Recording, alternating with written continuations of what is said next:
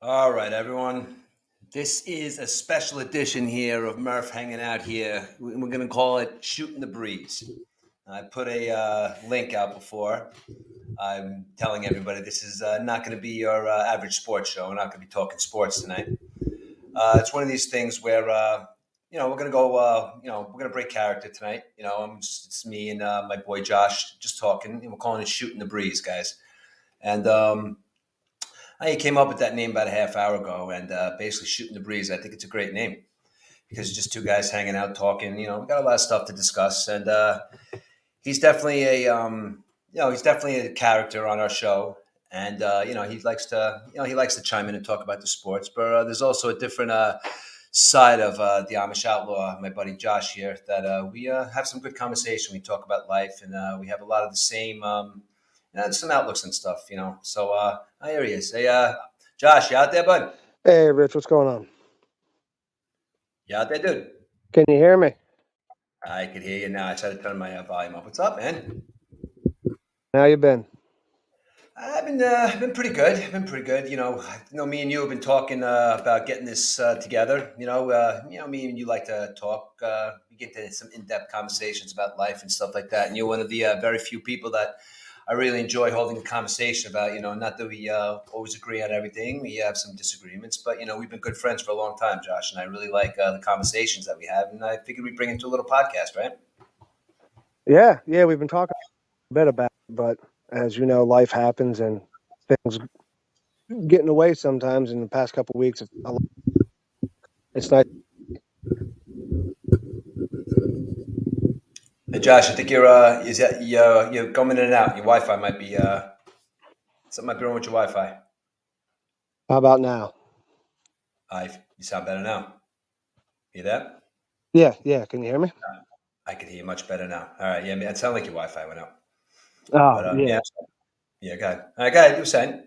No, I was just saying. I said we've been talking about doing this for a little bit now, but life just seems to happen, and things started to go on in both of our lives, and we just couldn't connect. So it's nice to finally be able to sit down and actually talk.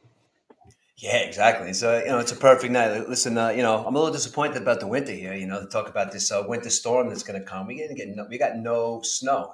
Listen, it's winter in the Northeast. You at least want to get a little bit of snow. You woke up this morning, there was a little bit on the ground, but nothing to. It was beautiful for about 20 minutes. Then I shoveled it, and we're getting that one big snowstorm for the year. I mean, are you a big snow guy? I mean, you being from where you're from, Pennsylvania, you used to get a lot of it. I mean, are you a big snow guy, or you want to go right to summer?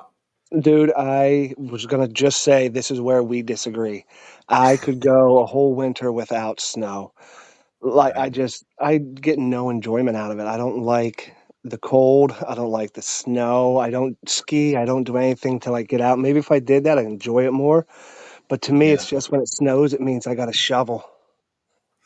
Yeah, even listen, even you grew up obviously in the ass end of Pennsylvania out there. When I say the ass end, I mean really far away. It's not like you live in Philly. You grew up right around Pittsburgh, and I'm assuming that the winters growing up there. I mean, that'd be brutal over there for you, right? It's it was more similar to right here because I'm really just directly almost west. I'm right off of 80, so I'm a little bit south. But if it's 3 hours, 3.5 hours from here, but it's I always say I'm going up to Lock Haven, but it's really I'm just going over to Lock Haven. It's just a little bit south of where we are, but the weather is very similar to what we have here. We would get like the one time we had here, what we got in October, a lot of snow. Every now and then we would get a lot of snow, but it wasn't like just snow from December to March. Yeah, and I almost think like what's going on. I was joking around with somebody today. It's like I'm scared that it's going to be 35 degrees in July. I'm afraid the summer's going to get affected. I mean, the way this winter's been, you're going to have we're going to have our snow boots on in the middle of July going skiing. I mean, I'm afraid that shit's going to happen. And that's what I'm afraid of because we like to go camping. We got a camper now, but it opens up May, but that's only weather permitting. So now we're like, we might be stuck now not being able to go because of snow.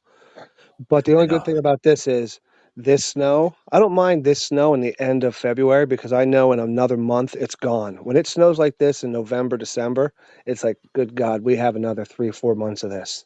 And that's when I'm just like, nope. I mean, look, don't get me wrong. I love the beach because I am hightailing it out of here as quick as I can when I retire. I love the beach. I mean, listen, but I do like maybe, listen, if we're going to be in the Northeast, I do like a little bit of snow.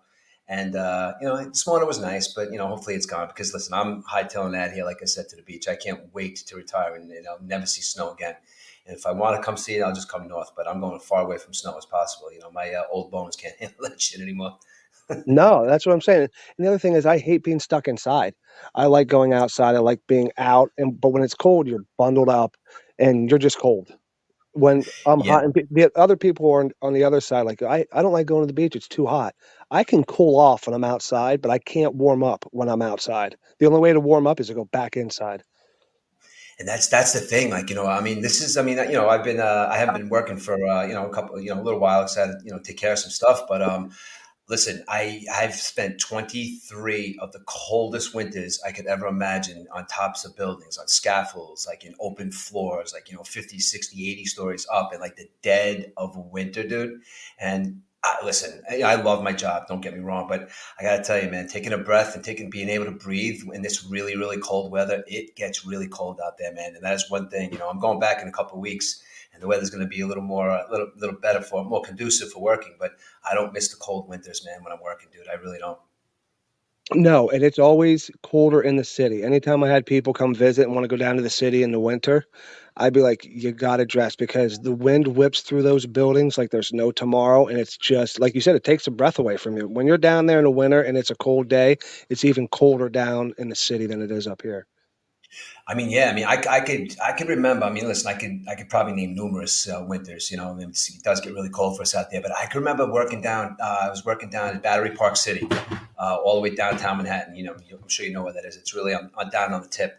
And I Yep. have to say, maybe it was about 2004, maybe something. And there was all those buildings being built over there. Battery Park City was being built. It was about to become right across the street from Stuyvesant High School. Now, we were the one of the only buildings being built there. It's right on the river, and there were days, man, when the wind there was no windows, no brick up. It was just an open floor, and the wind would just whip through that. And I can remember literally, I can remember there were days that we weren't able to work because the machines, like the lifts and stuff we were using, they just literally wouldn't start. And just like your hands, and it's like that guys that that spend so many winters out there, it's like they know what I'm talking about. It's like that hurting cold, like it gets to a Yep. point where you suck it up and you look at the work, but it's some days it's a mind over matter thing. And we have to get up for our families, which is a lot of stuff we're going to want to talk tonight. Like, we Right. look at that cold weather, we look at that shit, that adversity that we have to get up for. It's like we just strap our boots on or whatever, our uniform or whatever it may be, we just get our asses to work, and we don't even think about that, man, until we have a time to actually sit down and think about it, right? Yeah. Yeah, and I you don't realize it until you become a parent, but the things you do because you're a parent, you don't Yes. that's when you appreciate really what your parents well, I can't say everyone, but I appreciate what my parents did for me just the day in and day out. You know what I'm saying? And and like you said, you going down there, I don't even know how you did it because it has to drain you being that cold all day long because your body's trying to warm up. You had to have been dead when you got home. Yeah. I mean, you're out there all day, and sometimes it's even crazy. Like, you think about taking a lunch break or you think about taking a coffee break. Now, the coffee break is absolutely mandatory. You need that coffee break. But there are times, man, where it's so cold and even that hot for that matter on the other extreme end where you look at yourself and you're like, listen, man, if I get out of another hour, I don't even want to take lunch. I can't, I'm so cold, too cold to eat, and it's too cold or too hot to eat. I just want to work through it. Just like, there are days where taking a lunch break is actually detrimental for the rest of your day. I mean, you Right. eventually got to take a break if you're working overtime. But the thing is, if you're working a normal day and you're out of there at 2:15 without taking a lunch, I mean, sign me up for that, especially in those extreme conditions. I mean, I understand maybe people want to duck in for a little while, but I just think if you duck in and stop moving when you're in that atmosphere of go, go, go, and your body just kind of shuts down for more than like 15 to 20 minutes, it's really, really, really hard to get that motor going again. Yep. Yep. I know exactly what you're saying. Now, how many times did you have those days and came home on the train and had to go right to a baseball game or a basketball game or practice or something? Oh my God! I mean, listen, Josh, like because we spent a lot of time talking about this about the coaching. I mean, there are times, yeah, I would go right from the train, or I'd go right, and go right to the baseball field, or right to the field, and be there for our kids, coaching them. It's like what, Josh, and like we say it all the time. It's like as parents, as dads, like we could speak obviously from a dad perspective. It's like that's what we do for our kids, man. And it's like Yeah, and sometimes when you think about it, man, it's like because I have been thinking about a lot of this stuff recently about just like what you saw, growing up, and your parents, and your great grandparents. But it's like it's easy. I mean, when I say easy, I don't mean easy in the sense of, God, it's easy, anybody can do it. But it's the little things that matter when I say easy. I mean, it's like the being there for the kid, being there for your son when he's upset, or if he wants to tear up, or being there for your son when he gets in trouble in school, or being there for your son when he's, listen, some people say like he's from his moving up ceremony to his to kindergarten, like those little things that we do, and even just getting up for work every day could be thrown into that category, that things that just people are supposed to do, those things become easy because it's the greatest feeling in the world when your kids turn around to you and just say, Dad, I love you. And that to me is just the greatest thing ever, dude. yeah, yeah. But again, I think that not everyone has that mentality, Rich. That's It's like that whole nurture versus nature. I think Yeah. I have it because I saw my dad do it. You know what I'm saying? But I don't go into the mindset where I have to do this. I want to do this. You know what I'm saying? Mhm. I want to go to the baseball practice. I want to go to the game, sit out in right field. I like the games better when I wasn't coaching just to go out and watch. You know what I'm saying? But there was Yeah. never a day where I got home from work and I'm like, you know what? I really don't want to go to that baseball game. I got home Yeah. from work to go to that baseball game because it put me in a better mood. But again, I think that's more because of I saw what my dad did working 2, 3 jobs, but he never missed a wrestling match, never missed a baseball game, never missed a football game. You know what I'm saying? He did what he had to do to give me my life, but he also got joy out of watching me succeed. You know what I'm saying? And that's what I get out of my kids, and not just in sports, but just in life. Teach them the right way and their manners and everything. And that's I don't know. I just went off on a tangent there, but it's No, just no, no, I keep think going, it's Josh. No, more no. like we're saying this like everyone does it, but everyone doesn't do it. And not all kids get to see that aspect of a father or a mother or a family unit. You know what I'm saying? And it's like Yeah. I couldn't comprehend like when I was coaching wrestling and parents didn't come to a wrestling match. Though you could see the difference in a kid when the parent was there and then when the parent wasn't there. Yeah.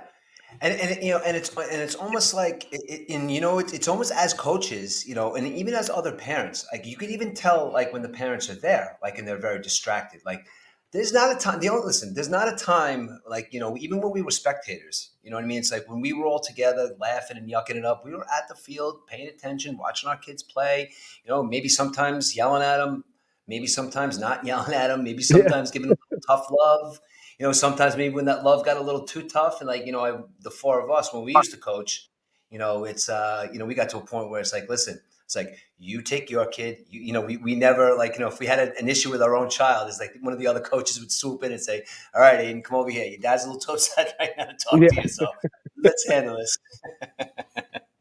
Yeah, but you're always tougher on your own kid. And Of especially course. when you are the coach because other kids will look at him or her and see, well, if they're messing around and their dad's the coach, I can mess around. So it's almost like you want to, and in a way, it kind of, I don't want to say ruins, it makes it harder for them. But I think, well, I can say right now, it made my son a better person because he's away at college, succeed, and all, you know what I'm saying, doing stuff. But at that time, I don't think he looked at it that way. Kind of like we're looking back now. He will eventually, and he has because he sent me some TikToks of that exact thing what you were just saying. A dad talking about uh, a son actually said sent his dad a letter thanking him for all the hard times he put him through coaching because it made him who he is now. And when he sent me that, I was like, you know what, dude, I I, I did the right thing. Hmm. And and I'll tell you, it's the one thing that I can never, you could just from afar, like look at how kids and how they interact with, like, with their parents, and No, but you just never kind of like that guy's gonna say, "Well, that guy does a bad job being a parent," or no one ever knows like what's going on. So I can only know from like my perspective. Now, I say this, with with full on like this being a dad for me is I'm really good at it, man.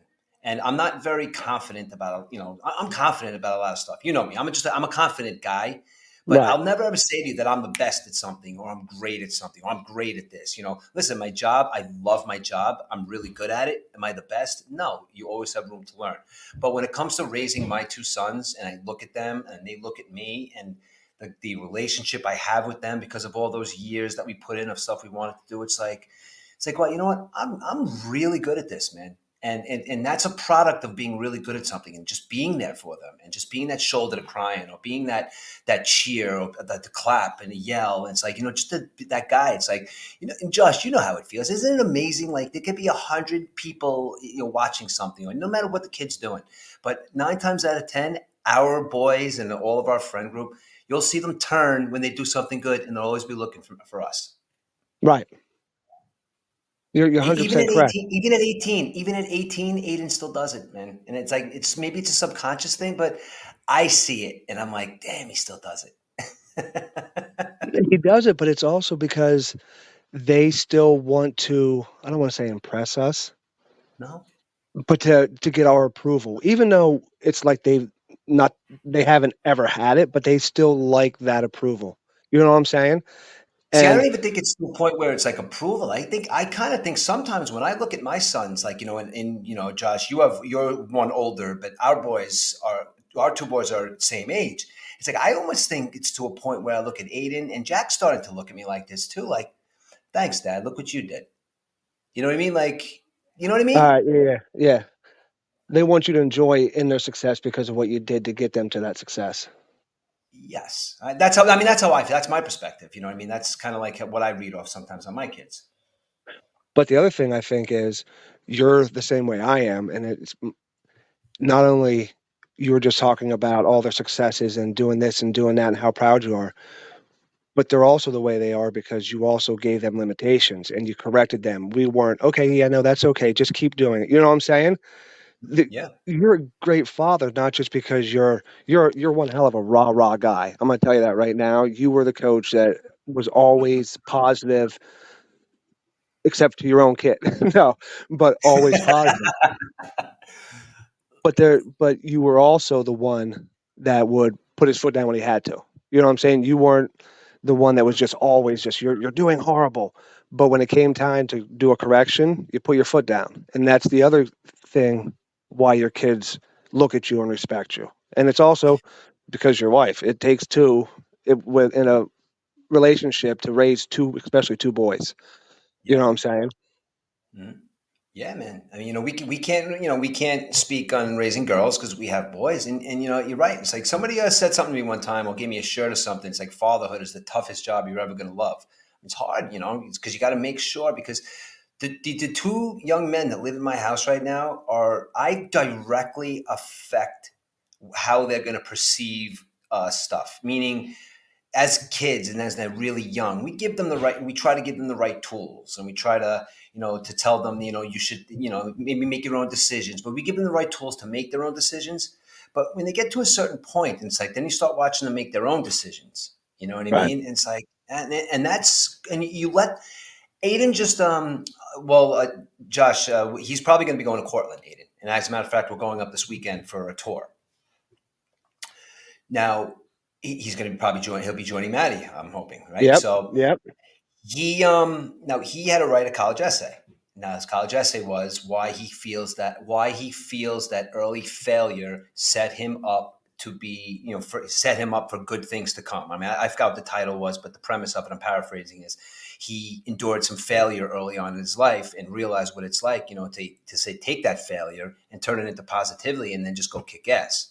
You know his whole story with the he'll Yeah. get cut from the team in seventh, and he wrote this really, really great thing on his essay. And what he pulled out of that, Josh, is something that, and at eighth grade, when I saw those tears, he could have said, "Dad, it's just not for me," or whatever he could have said. But he Right. turned around and said, "I'm going to come back next year and make the team." And right now he's writing that college essay to go to a college, saying that because I failed, I'm become the person who I am. So, and I overcame it instead of, putting my head in between, tail between my legs and running away. I overcame it. And he says, Dad, that didn't just set me up just to play baseball. Like, I know at that moment that set me up for life. And for an 18-year-old kid to perceive it that way, I'm like, it's pretty good. Right, because a lot of times they just take their winning as what they want to talk about. But I always told my wrestlers, you learn more out of, I never said losing, but out of not winning than you do winning. I said the only time you really lose at something is when you don't learn from not winning. And I stress that to my boys, I stress that to my wrestlers. Champions lose. Champions are the ones that overcome their failures in order to succeed. Yeah, that's very well put. I like it. Yeah, of course. And it becomes, it becomes mind over matter at that point. It's like, how mentally strong are you to keep going? Yeah. And to persevere. Perseverance is huge in life, not just sports in life. But you said something earlier about you don't say you're good at something. Most people that are good at something don't say they're good at something. Look at LeBron and Michael Jordan. Yeah, Michael Jordan never said he was the greatest. Who says he's the greatest? Because he wants people to believe he's the greatest. right. Right. Yeah, listen, we know that's we saved that for our sports show with the other.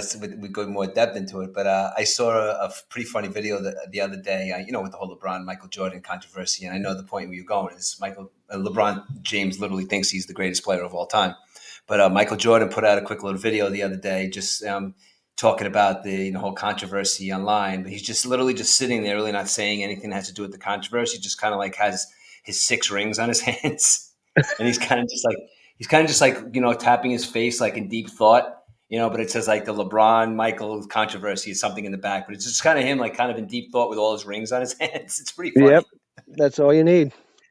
So when did Aiden decide to go up to Cortland? Because I know I spoke with him at the bowling thing, and he was thinking about Manhattan, but then him and I were talking about the whole thing about degrees, and unless you're in the top 3 Ivy League schools, doesn't matter where you get your degree. But what does matter is when you're done with your degree and you're not in those top 3, how much you got to pay for that degree. Mhm. And Well, he then was I he was guess go ahead. go ahead.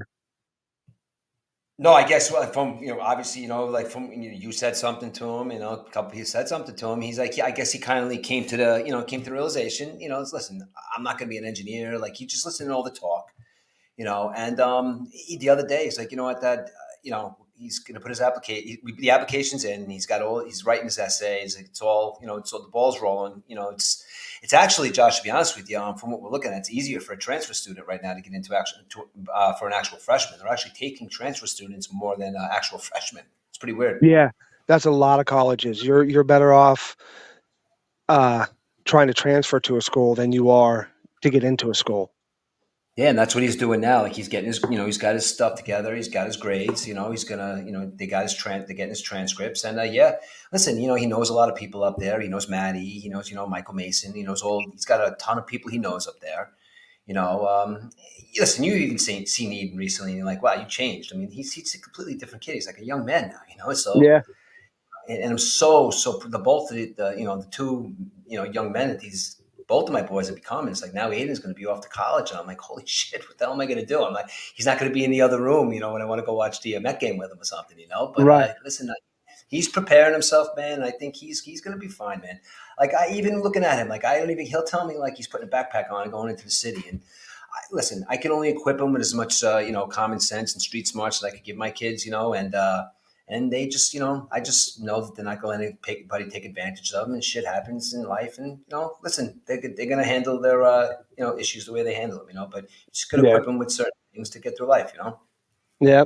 Like I always tell Maddie and Jack when they're out up at college, I'm like, just know your surroundings. Just don't be oblivious to what's going on around you. I said, you have a good time, go out, do what you have to do, but don't get to a point where you're not aware of what's going on. And that's a big. That's wherever you go. Like even in the city, they went down to the city a couple times, and I said the same thing. I said, don't just be walking with your phone out, head down, walking around. Pay attention to what's going on. I don't want to be all gloom and doom and be like, look, there's bad people out there. You're not going to have a good time, but just have a good time, but just be cognizant of what's going on around you. And Yeah, because listen, you know as well as I do, like, a kid could get jumped or beat up, walking down the street in, Ohio somewhere, just as well as walking down the street in Brooklyn. It's just, it's a matter of, yeah, wrong place, wrong time, but like you said, just equip your kids with enough, sense, like, to be aware of your surroundings, that's all.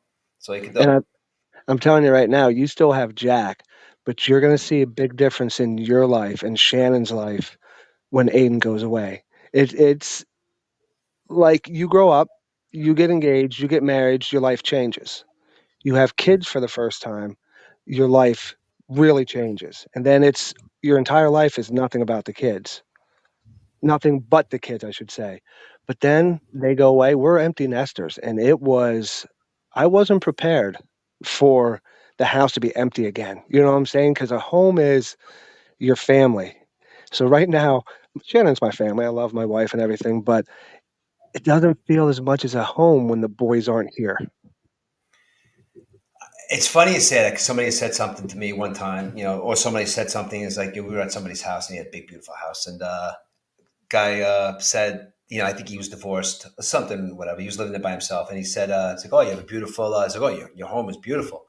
And like the guy looked at us and goes, "Listen," he's like, "This is a house." He's like, "You guys have a home. It doesn't matter the size of the house." He's like, "You guys have a Right. home. This is a house. I live here." It's like, me and my wife got divorced or whatever the situation was, but yeah, it's a big house, but you guys look like nice family. You guys have a home, and I think that makes a lot of sense, man, when you think about it.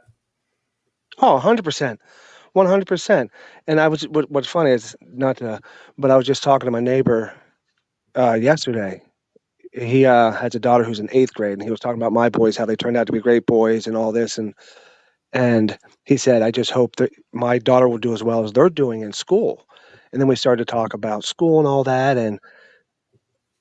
And we got to the point where I said, you know what? She doesn't have to go to college. She doesn't have to be like go to Yale or anything because he was talking about how she's an AP and all that. And I said, and a successful life to me is being having a job that you don't hate. You don't have to love your job, but just a job you don't mind going to, but you can still come home and support your family and and have a roof over your head and provide for your kids. To me, that is a successful person, someone that has a job that can come home and have a home. You know what I'm saying? And he's like, no, you're right. I said, too many people put success on like six digits or seven digits. I don't. I put success in, I like going to work. I come home. I love being home. I'd rather be at home than work. I know people that just work overtime and overtime just to try to get money. To me, money's not worth it. I gave up overtime to go watch the boys. You know what I'm saying? To stay at home, to babysit. I shouldn't say babysit because they're my own kids. You don't babysit your own kids, but just to be Yeah, with the boys. And I think yeah. that's why it hit me so hard because once they left, it was like, oh my God, what do we do now? How do you cook for two people? Yeah, it's almost like, and me and Shannon are gonna be going through this soon because Jack, like you said, Jack's here. Aiden's gonna be going to college, and that's a real serious conversation. Like you were saying, like you got to think about, because there literally are, when you go through a marriage, like you get the phase where you're going out, and you're having fun, and you start to know each other, and everything's new. Then you like decide like, oh, this is great. Let's get married. Then you get married. Then you have the kids. And as soon as the kids come, it's the happiest time of your life. But literally those first whatever years, whatever it stops, is the go, go, go craziest time of your life. Now, however long that go, go, go part of your life is with the kids, like running them here, running them to practice, being a good parent, that go, go, go part of your life is nuts. And then, like you said, Josh, all of a sudden it seems like it's just going to stop. Like, in other words, like all of a sudden, me and Shannon are going to look up and we're going to look at each other like, holy shit, what do we do now? Like there's nobody to take to school. There's nobody to take to practice. There's nobody to Yeah, help with homework. There's nobody to yell at to go walk the dog. There's nobody to come to the store with me. There's nobody to go, to talk to me if I want to just like BS about, the Mets. Like, it's like, what right. do we do? I mean, Yep. and I It's guess it's like, it's all, what it is too. And we, like I said, me and Shannon have been talking a lot. We've been together. Me and Shannon have been together 23 years, man. We're married 20 years, and you guys, and like we know a lot of people, like they've been together a long time, and I think that it's really, really important. And I'm not saying it for everybody, but me and my wife specifically is like when I met Shannon, is like it was the she was the best thing that ever happened to me. Like we had so much fun together, and it didn't mean just a matter of just like having fun, meaning on our trips to like wherever we went, we traveled a lot. But I'm just talking about just like sitting down, watching a silly movie with her, and like just like literally having fun. And I think sometimes you give and give and give so much to making sure the kids this, the kids that, you kind of lose that aspect and forgot how to have fun with each other. Yeah, because you went from being married to being parents. Yeah. And I think that if a lot of people like because when you get to a point other people's relationships like are different. They get to a point when it's like, but I think it's really important. The only reason why I'm saying that now is because that's kind of like what I'm thinking is like I'm looking at myself. I'm like, I've been with this woman for a really long time. I love her. She's the mother of my children, and we're going into a different part of our life now. And just I think we have to remember the amount of fun we had when it was just the two of us, to be able to not so much relive. Like, listen, me and Shannon aren't going out clubbing like we used to and coming home on Sunday afternoons after being out for 30 hours. You know what I mean? Listen, Yeah. we're not doing that. But you know what? Maybe we can go to a Jimmy Buffett concert for 3 hours and come right home. It's or and I'm also finding too, Josh, just from my perspective too, is like even like I haven't had a drink. I really haven't had a drink in probably 6 or 7 months. I haven't had a drink, and again, it's to no accord because I feel like I have a problem or anything. It's Right, just right. I was finding that I was listen. We had a ton of fun. We had so much fun. But then as it got on, like not with you guys, but then as it became just like, me and Shannon and the boys, needed a little more attention as they were older. It's like I wasn't hanging out. We weren't doing Rampage as much anymore. We weren't getting Right. together as many barbecues. And it became like, it's like, wow, it's like, this is really, you don't need that. You know what I mean? No. To any because I thought I had a problem. It's like to a point where I can hang out now. Listen, I like to smoke weed. So I'm not saying I have no Yes. vices. But the point is, I could go hang out with all you guys. You guys are all hanging out at a barbecue, drinking some beers and hanging out and laughing. And I'll take a couple of tokes off and I'll be fine. It's just you get to a point where, different things make you feel, different ways. And it's like, it's like, wow, these guys are my friends. Like, you really don't need you don't need any like, you need to get fucking hammered and falling down drunk anymore. It's like, we've been through the war. Like Right. we've had so much fun. We've kind of like, I wouldn't say mess, but kind of distracted ourselves, like, kind of like in that talking to things except our kids, and like watching our kids play and had so much fun, Josh. Now it's kind of like, all right, we can chill and relax. Like, you could have a glass of bourbon, and I can sit down and smoke a joint. We can just chill out. You know what I mean? Right. It's it almost sounds like we got sophisticated, but we didn't. It's just you got to the point in your life where I don't need to sit and have 12 beers to have a good time. You know what I'm saying? I can sit and talk to you without even drinking, or I could have, like you said, one glass of bourbon and just sit there and talk. I don't. And the other Yeah. thing is, I get hungover now worse than I ever did. It takes You know what? 3 days. That was the point that I was gonna make. Go ahead. It takes 3 days now to get over a bender than it. I used to be able to drink in college, wake up, drink until 4, wake up at 6, and go to work. You know what I'm saying? I worked at a bar, which was even worse because then you walk into a bar being hungover, smelling the stale beer. Oh God! Yeah. But now, dude, I could have 6 beers and wake up and just feel like hell for 3 days. Yeah. And that's the point that listen, I could give you that whole like, nice thing, like, oh, I don't drink anymore because of this. But bottom line is, bro, I can't handle the hangovers anymore, dude. I get the worst and they last for days. It's not like you said, you don't get up the next day. It's like, all right, have a bacon, egg, and cheese and a Dr. Pepper, and I'll be back at it. It takes days, man. And like I said, bottom line is, look, I'd love to tell you that, whatever. But the bottom line is I can't hang the hangovers anymore. The hangovers are No, the worst, dude. no. And Rich, it's now for me. They start happening at like 1 in the afternoon. Not even like as soon as I wake up going, yeah, I'm good. Then all of a Yeah. sudden, Father Time smacks me in the back of the head and said, no, no, you're not, buddy. You're going to be bad for the next 2 days. Yeah, psych. Yeah, Yeah. psych. You felt real good, huh? Yeah. Oh, it's Yeah, horrible. But the other thing yeah, is, I just don't like feeling like that. I don't want to wake up feeling groggy. I want to wake up and be able to enjoy the day. And that's the yeah, difference nowadays. Back then, it was like you just want to enjoy the night. No, I want to enjoy the next day. Yeah, I'm a morning person, dude. Like I've always been. Like I literally tell everybody all the time. I literally think the best time of day is from 6:30 a.m. to probably 8 o'clock in the morning, maybe 6 to 8 o'clock in the morning. Because you got people, even if people are walking around, dude, it's like everybody's good morning. Nobody's day's been screwed up yet. The sun is shining most of the Right. time, and it's like just a time where it's like Well, you're wait, awake. hold on. Yep. Maybe the ones that were drinking the night before, their day's already been, but majority of the people. Yeah, and what's funny too is like now even going back to these days, like even go back in the days, and I used to party pretty hard, man, and and we'd come out, like we'd come out of the club on a Sunday morning, let's say 9 o'clock in the morning. And some people like that was like they'd be like, oh, they're running to their cars with their glasses, and they just feel terrible because people are walking around. And I just walk out of the club, and like me and my friends, we would go to the park or something. And who cares, man? People going about their day. That's what you happen to do in your day. It's like, it's just like even then, it's like, good morning, good morning. It's like, why feel bad? If you're going to feel bad about coming out of a club at 9, 10 o'clock, 11 o'clock in the morning, don't go. Just go home. I I was loved just that gonna about say, going to why a club. go? I love that about going to a club, man, where you could be somewhere at 9 a.m., Josh, and the music is pounding and there's people going nuts. Nobody's fighting, nothing. Everybody's just having a great time. And I'm Right, talking literally just 9 a.m., 10 a.m. on a Sunday morning, just an all out crazy party, bro. And you would just leave and it's like, it would just be a beautiful day and people going about their day. I never felt bad about that because the night before into the morning was probably some of the best times I've ever had in my life at that time.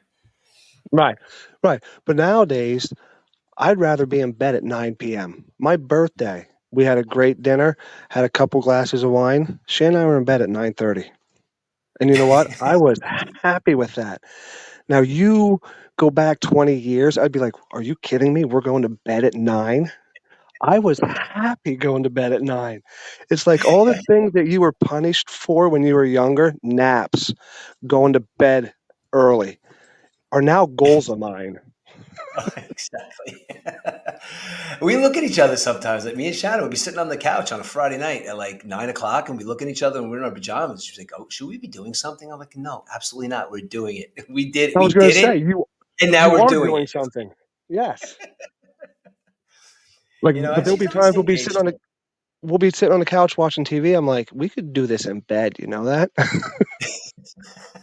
Exactly. Sometimes we stay up because we don't want to say that we were in bed at 9 o'clock just to watch TV. Sometimes we kind of like stay up to at least 10 o'clock to say we went in to watch TV at 10 o'clock instead of 9 o'clock. But the thing is, too, that she's on the same page as me. Like, we all, we work hard. We all work hard, Right. man. Both, and this day and age, it's not just the dad, and the mom staying home. No. It's like moms and dads, husbands and wives. We work hard, man. And, on a Friday night, if we don't want to go hang out with our single friends for happy hour or something. It's like, you guys suck. No, we're tired, dude. Right. We just wanna be home. Yeah. But the thing is, like you Exactly. said, when you're saying about the boys, when they go away, you guys gotta figure something out. What Shan and I started to do, which we stopped, and now we hate that we stopped doing it, we used to get up, like you just said, at, like, 6 in the morning and go to the rail trail for a walk, or go to one of the thousands of trails in the Hudson Valley and hike the trail for an hour or 2 and come home. But actually, That's during the week no, it actually yeah, we would go for about an hour, hour and a half. She would come home, go to work, I would do my stuff, but then we'd be in bed at 9, tired, Rich, not just going to bed because we want to, but we'd be bushed, sleep the entire night through, wake up at 6 in the morning again, but we felt like we got something accomplished. We felt so much better yeah. throughout the No, day because we got up early, got in bed early. You know what I'm yeah. saying? I mean, even me, like even me, when I'm on vacation, I'm early. I'm an early vacation guy too, man. If I don't care where I am, I could be at a Caribbean island, I could be in Miami. I don't care where I am. I'm at the beach all day. Like you get. I don't care like if I'm in bed by say 10 o'clock when I'm on vacation because I'm up.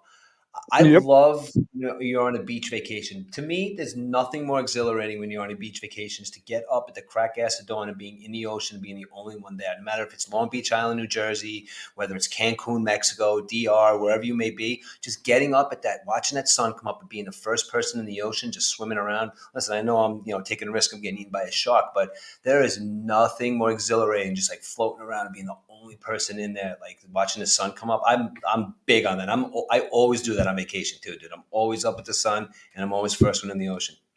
But I do have to say, I'm up early, but I'm not up at the sun. I'm up at like 7:30. But you, Yeah, with your job, have always been an early riser. So I think your internal clock, you're yeah. waking up at a normal time is way too early for me. You know what I'm saying? But you're used to that. What time did you get up to go to work? What time did you get up to catch that train? 4 o'clock, I, 4:30? I was getting up You'd be at on the three forty train. five. Yeah, I was getting up at 3:45, getting a 4:22 train. Sometimes I would be lucky because I'd be in Midtown, so I'd be able to take a 4:45 train. But for the most part, I'm up at three. You know what I mean? I'm up early, man. And it's Yeah, dude, like, that's you not know, normal. That is yeah, not normal. and and I'm talking again, and I'm talking to my wife the other day. And we're just talking about the whole retirement thing, and I mean, it's a lot of it is, and I've come to realize this now that a lot of it is the fact that you like I said before, you don't have the time to stop and say that you're tired because you're working all the hours. Like sometimes Right, sometimes I'd come home and I'd wake up the next day. I'd wake up on the train. I'm like, wait, where is it? Wasn't I just on the train coming home? And I'm on, right. and I woke was I home for 3 hours sleep? Sometimes, and you lose, and it makes you go crazy a little bit. And so when you have that time to sit down and be like, all right, I don't have to be on the train for 5 hours out of the day. So that's why, I do love my job. I could not have ever in my life picked a better career for myself. I mean, and I think I carved out a pretty good, career for myself. I love my job. But the commuting and the wear and tear on the body from that is I can walk away. Like, if I love a lot of people can't walk away from their job because they love their job. They love going there every day, which is, I love all the aspects of it. But the fact is the commute and the grind and being away from my family for all those hours, it just Yeah, did something to the point that I'm like, 2 more years and I'm done. 25 and I'm out. right, right. Because you're no spring chicken. I'm not making fun of you, but that Yeah. that cold, that the work that you do and the hours you do it takes a toll on your body, dude. Body and Yeah. mind. And that's the thing. And that's when you gotta sit down. Like I know people that move up here and then drive down and they're in 2.5, 3 hours of traffic one way. I'm like, is it worth it to do that? Because that just messes with your mind when you're sitting in traffic. Like I've driven to work and I'm like, all right, I'm not gonna get mad if someone's going slow. Right. 45 seconds into the drive and there's someone going slow in front of me, I'm screaming in my car. And then I'm gonna be like, you know what? Relax. That guy doesn't care that you're mad, but it ruins your whole day. And it's like, oh, I can't do this. Yeah. Yeah. I know. And the city is so congested now, man. But and of course, it's just a progression of like through the years. Like our parents would say the city sucks, and then their parents, and so on and so forth. But I just think now it's to a point where we just have one up on our parents by saying, yeah, the city's like it's terrible now. It's like crime is up, but it's also too damn crowded, man. Too damn crowded and too expensive. People come into Yep. this little slice of world that is literally, I mean, no matter how you want to look at it, dude, and where you're from in the world is Manhattan is the center of the world. I mean, you could ask anybody if they know where New York City is, they know where New York City is. I mean, that little sliver of land is like, it was sold for what, $24. And that's like the biggest real estate, investment ever. It's like, it's like worth Yeah. $1 trillion or something, a piece of property now. It's like everybody comes here for business. And it's like, I don't know, man, I want to get as far away from it as possible. That's because we've been here. And just like Yeah. my wife's from Long Island, and when I first met her, we would go down and we lived what, 25 minutes from uh the beach. The only time we went to the beach was when other people came to visit us. We Right. lived 45 minutes on a train ride to the city. The only time we went into the city was when people came to visit us. And the same thing now. You know what I'm saying? We don't go into the city to go in because to me it's not worth it. It's expensive as hell. I've Yeah. seen everything in there. When we go into the city, my mom hates it because she likes to look around. She and I go, all right, before we go, where are we going? What do you want to see? We're heads down, we're walking. My mom's like, this isn't fun. I'm like, the city is not fun. Exactly. And but you're right though. You know what it is? It's kind of like it's kind of this thing. Been there, done that. And it's amazing to me though that you turn on that NBC News show in the morning and you see all these people from all over the country so happy to be standing in front of that NBC studio at 5 o'clock in the morning, no matter what the weather is, to say happy birthday to their sister-in-law in Missouri. You know, it's like, Yep. what are you doing? Yep. I, I'd rather just FaceTime them now and do it. Hello, sister. Yeah, exactly. Then they wouldn't be on NBC News. I Exactly. we've been talking about all this family and stuff, but I asked you, I think I asked you a question the other day, and I was asking myself, and I don't know why I've been thinking about this a lot lately. Maybe because being that what I was saying to you before, we're at a point in our life where we do start thinking about this. But I was reading something the other day. It's like a word named legacy. Do you ever? I mean, you ever sit and think about what the word legacy means, Josh, or just like one of those words that is like, legacy. Legacy just means like, oh, some snotty kid has to get to Harvard because he got a family legacy. Like, did you ever think like what that word actually meant? No, not really. You know what I'm saying? I No, because like you said, legacy is more. I don't know, for famous people or people of power. To me, a legacy. People like me don't have legacies. But I see, but that's where like thinking more about it, like that's where I think like I think we do have a legacy, Josh.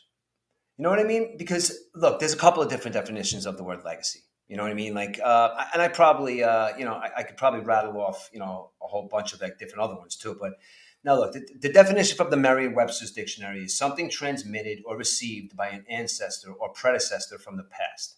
And the second is a candidate of membership given special status because of a family relationship. That's the second. That's a second definition of that. I think a legacy, like I've looked it up a little bit, and a lot of people, think along the same lines as me. It's like kind of how you interpret it. It's kind of a word that like you just said, like it's a word that you don't feel like you should say. Like I'm Josh Shoemaker.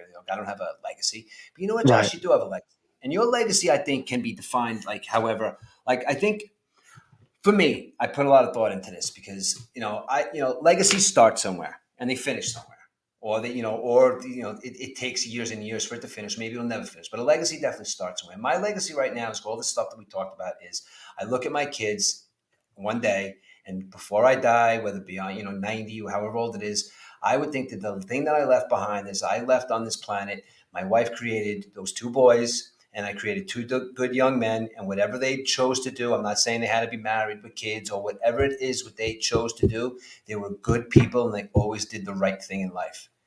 And I think it's again another thing that sounds so very simple about when people start looking at life, and it's like when I say that it's not that hard, it's like when you break it down to little small things like that. Like I think you're gonna live a good life if you just do the right thing in life, and whatever Right. that right thing may be.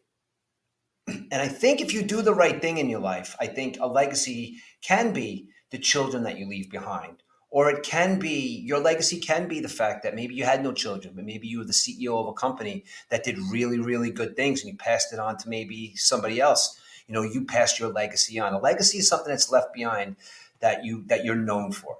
So when I'm dead and gone someday, and some old iron worker runs into maybe like my grandson, I'm dead. It's like, oh, my grandfather used to be an iron worker. It's like, really? It's like, oh, I worked with, it's like, then that's legacy. That's keeping your name. That's keeping your name out there. And by having family and by spreading the word of doing positive stuff in your life and passing those positive things on so you can have your legacy.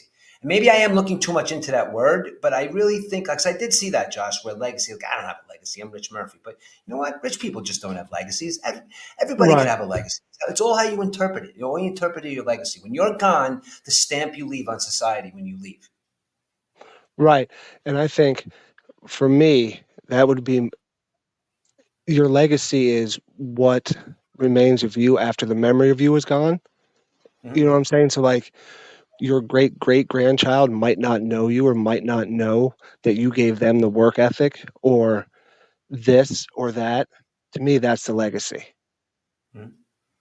You know what Yeah. I'm saying? Because, like, I know I was thinking because my grandfather passed away. It was actually my dad's stepfather, but Okay. the And you way spoke he so very well. You spoke so very well of him too, Josh. That was, I mean, I feel like, stuff you said about you, like, I feel like I knew who he was. yeah, he was a type like that's the only grandfather I knew from my dad's side. I knew his real dad, but he was never around. So this was my pap. This was my grandfather. This is the one who I was my dad's dad. You know what I'm saying? even though Right. he wasn't. It doesn't matter. You don't need to be blood to be family. It's the love that creates the family, and that is what my grandfather showed me and my sister, because he had, I think, 5 other children, and it was like 26 grandchildren, 42 great great grandchildren, and like 11 great great great grandchildren.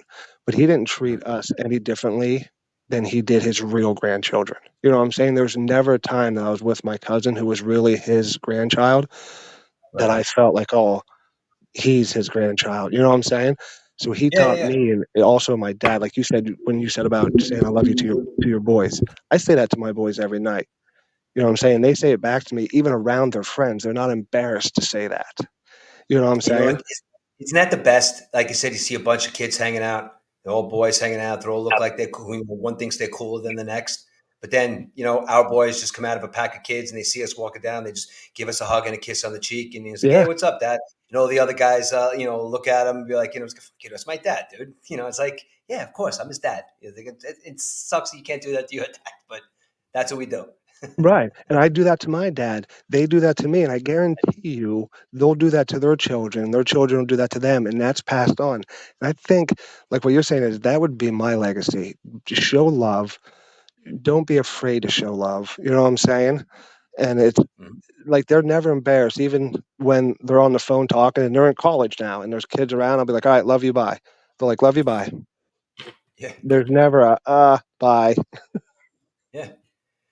It's listen, to this day, even when the kids are out there having sleepovers when they're young, there's always been, good night, I love you text right before we go to sleep. So even like Aiden, there are nights maybe a couple of months ago or something where Aiden's at a bar in the city with his friends. 2 o'clock in the morning, I text him, I love you, good night. Literally, not even a half a second. He's in the middle of a bar, probably hanging out with all his friends. I get out.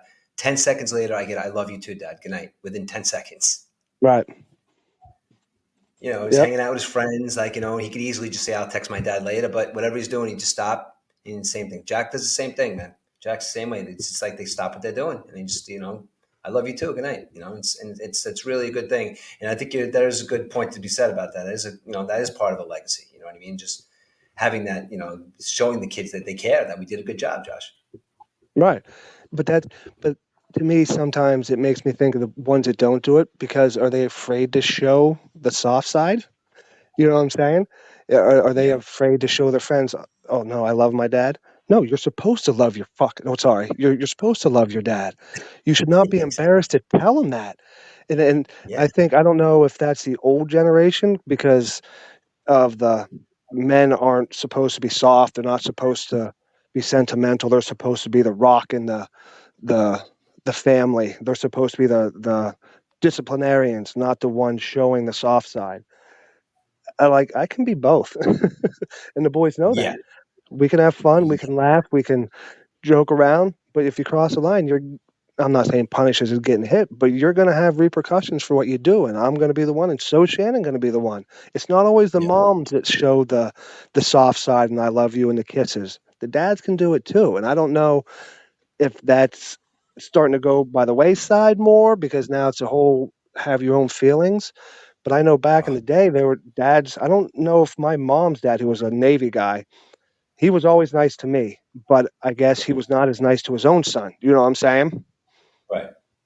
Like he always gave Well, me a yeah. kiss because I was a grandson. Gave me a kiss goodbye. But my Yeah. mom was like, no, he was a military guy. He was a hard ass, a disciplinarian. I love my grandfather. You know what I'm saying? That's when I was talking to you about. I had to shave him when he was in the nursing home, and I still have that Right. razor. You know what I'm saying? I didn't think I knew he was a hard, tough guy, but I also saw a soft side to him. My mom's like, I never saw that soft side. You did because you were the grandchild. Yeah. Well, you know what? Yeah, I guess and then you're right, and that there is a generation of men that were like that, and there's men that they broke, I guess, kind of broke the mold. I guess you would say. I don't know if it's because you're right. There was like a prototypical man back in the day. That's like you said, it was this hard as nails guy. It was like just give me a bottle of whiskey and screw you. You know what I mean? But I guess maybe throughout the years. I mean, maybe some to a maybe some to a fault. Maybe some of these men get too soft with their kids. What Yeah, it also I also see sometimes too, Josh, and like I have somebody in mind specifically that I know, a friend from a long time ago, but was treated terribly by his dad, and couldn't stand his father, and has his own kids now, and literally the kids walk all over him. Because it's kind of like he went the exact he opposite. he could be that guy, I guess, because that's all he knew growing up. But when Right. it came down to his kids, like he went the exact opposite, and his kids literally walked all over him. And I'm like, that's got to be, it could go that way also. Yeah. Yeah. I mean, because at some point, like, if it is really bad, like, some people had it really bad growing up, and it gets to a point where, like, you never want your children to see a certain aspect, that you saw growing up. You kind of want to, not that you want to hide your kids from it, but you want them to know that maybe this was a bad way to grow up, or maybe this was a bad way to absorb information. But you know what though, we're gonna change it, man. And Right. you know what But I like mean? you Like, said, some people go too far with trying to change it and not have a happy medium right there. You know what I'm saying? So Mhm, if you did have an asshole dad or mom who was just abusive or an alcoholic or something, mhm. you lived a horrible life. You want to give your child the best life, so you go the exact opposite and give them everything. In a way, that's not teaching that kid anything either. They need to have, I think every child needs to have disciplinary and love. If you don't have the two of them, you're not going to be a well-rounded person. Oh, no, no, absolutely. Yeah, of course. If you're shown too much love, you become a spoiled little brat, and if you're shown the opposite, then you just do whatever the hell you want. And like you said, it's the people that can juggle that in between stuff that. But there's also a point too, like where you observe, like your two parents too. Like my parents right now, they're 75 and 71, and they've been going through some stuff, as far as health issues, and we've been taking care of it as best we can, and but it's like we come to, like, I'm 50 right now, and I'm just literally starting to learn stuff about myself, like patterns that I've had through my life. People have told me to, like, people who have that love me have told me to, like, change certain things about myself. And my whole life I'd be like, I'm not changing nothing. Who am I Right. changing? No one's changing me. But I'm observing stuff now in my own life, like, throughout the last maybe couple of years. And, like, obviously it's like, because we're older now, we think more about this stuff. But I'm observing behaviors. People want behaviors to change, and people don't change the behaviors. Even when people that they love want them to change that behavior, it's still not enough. So I'm learning kind of like an opposite kind of thing, because someone's been telling me to change a behavior, a certain thing about myself, and I'm recognizing it, and I'm like, wow. It's like, sometimes it's maybe you just don't recognize when you have those things until somebody does say something to you. And maybe sometimes some people are so used to saying, like, not me, I don't have Right. a problem. Like, I'm not crazy, like but maybe we do need to stop and listen to the people that we love sometimes. Like, you know what? You were right. You were right. Yeah. You know what I mean? But that's the hardest thing to do.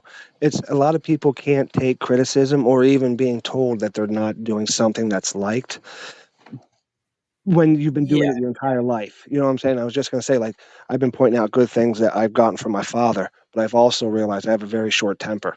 You know what I'm Yeah. saying? And Shannon has told me.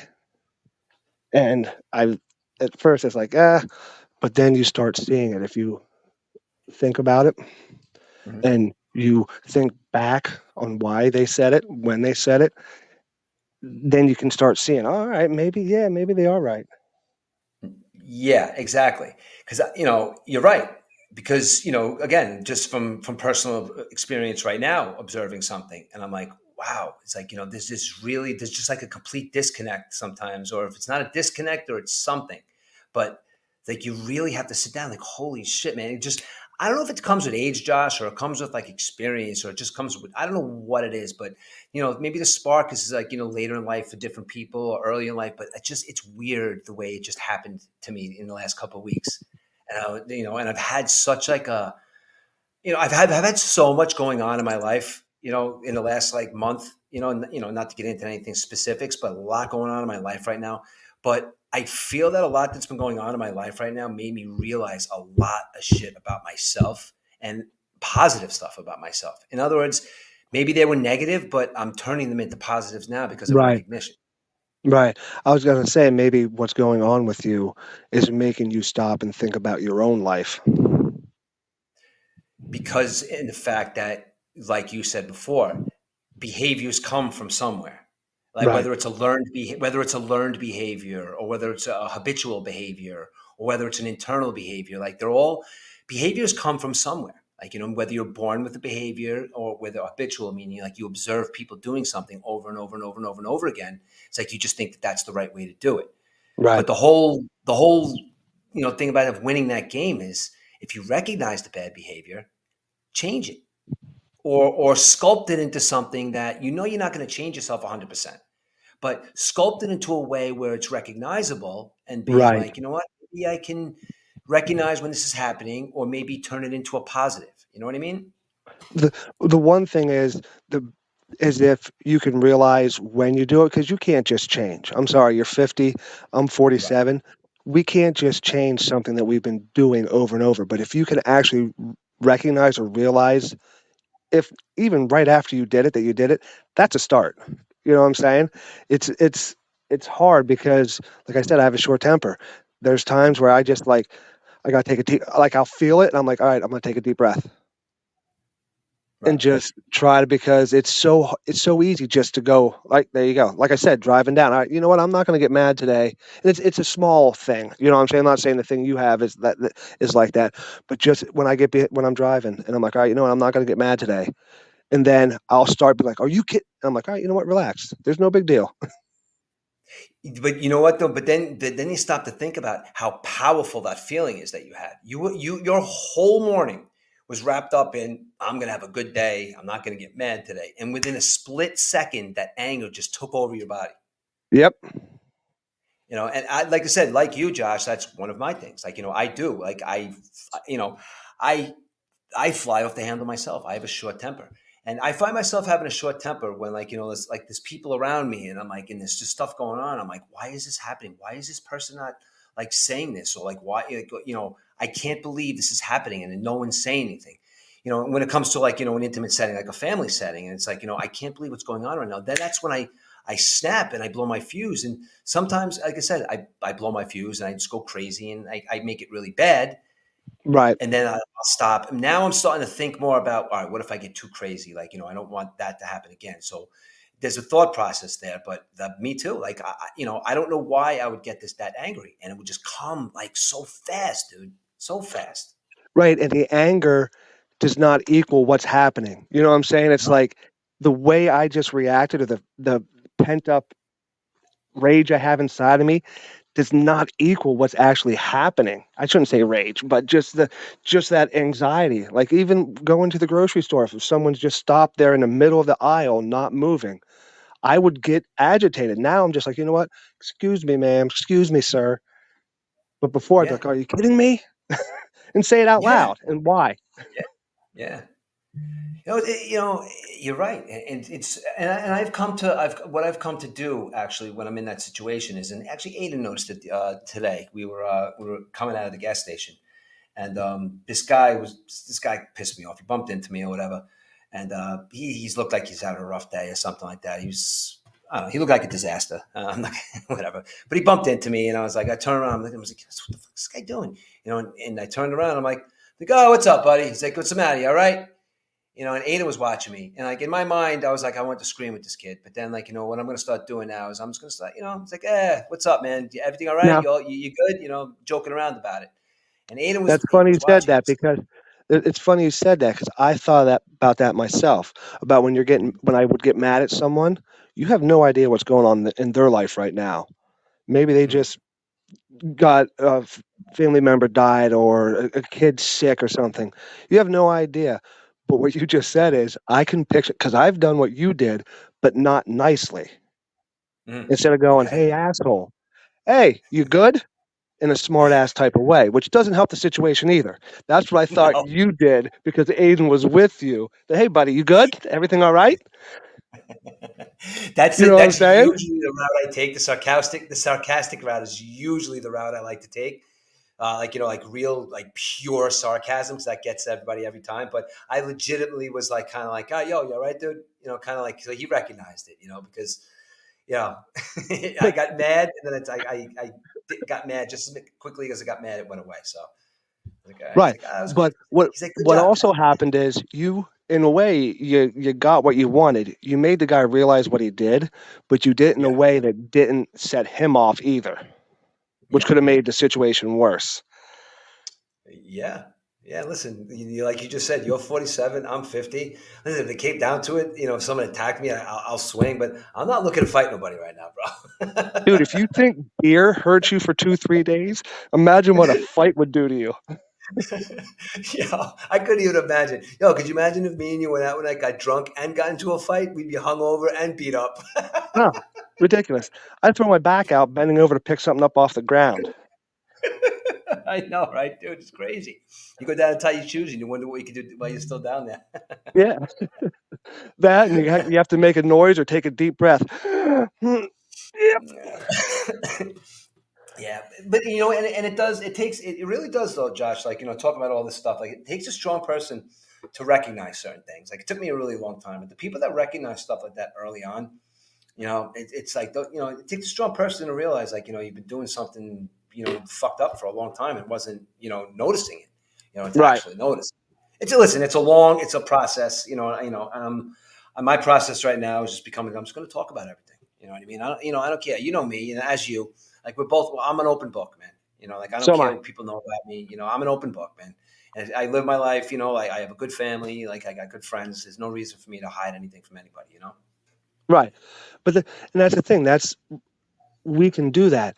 But I hate to say it, there's a lot of guys that don't feel like they can do that. They feel like they're soft. You know what I'm Yeah. saying? Like a lot of people don't. A lot of guys, and this is sad. I was watching TikTok the other day where this guy sends comedian in to like two people, but there's like 6 sets of two people to tell these very like offensive and just wrong jokes to see how they react. And the one Right. kind of didn't hit home, but it was sad. And the comedian goes, "How can you tell when a man's depressed?" And everyone pause. And she goes, "When you look at his corpse." Okay. Where that? Wow, dude. Who said You that? know, it was a comedian. A comedian said that because Wow. they were doing these like real bad jokes to see if anyone would laugh or how offended people would get by him. But in a Right. way, I didn't laugh because I was like, you know what? It's sadly true. Wow.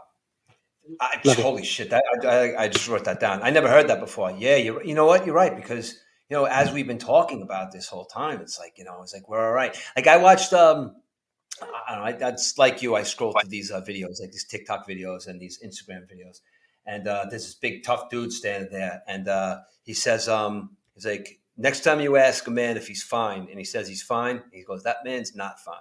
He's like, that man, that. He rattles off this whole bunch of laundry list of stuff that's going on in this guy's mind. This guy, mind you, looks like a big tough dude, and he goes, just remember, everybody out there, is like, next time you see a big guy, or a big tough guy, or any man that says he's fine, he's not fine. Yeah, yeah. Because like I said, back in the day, we were supposed to take on our family's problems. We weren't supposed to have problems. Yeah. And it's just sad. But I'm like I said, I wasn't raised that way. My boys aren't raised that way. You know what I'm saying? Mhm. How I sent you Yeah. a video the other day that said I told you, and now people are probably gonna make fun of me, that made me cry. I cry at movies. I cry at freaking Who songs. cares? I do too. One of the biggest thing, I'll fall down a rabbit hole on YouTube watching like American Idol or stuff like that and seeing people accomplish their dreams. Dude, Yeah, I'm not saying I cry, but I get that lump in my throat. You know what I'm saying? I It's know, man. and sometimes Yo, my wife will look at me. She's like, "Are you kidding me? You're crying at this?" Like she doesn't make fun of me for crying, but she's like, "It's a freaking American Idol thing." my kids, and my wife, when they see something sad on TV, they know it's coming. Like I don't know what. Listen, I'm not a military guy, and maybe this is right why this gets me so hard, Josh. I cannot get through those videos of the fathers or the mothers when they come home to their Oh my kids god. and they don't know Yep, you they're got there. me, dude. And, That's another one I dude, do. because listen, maybe the fact that I know what it's like to be with my kids at all times, and these guys go Yep. away and come back. Is like maybe that's what those videos get me all the time, dude, all the time. Hold on one sec, Rich. Yeah, babe.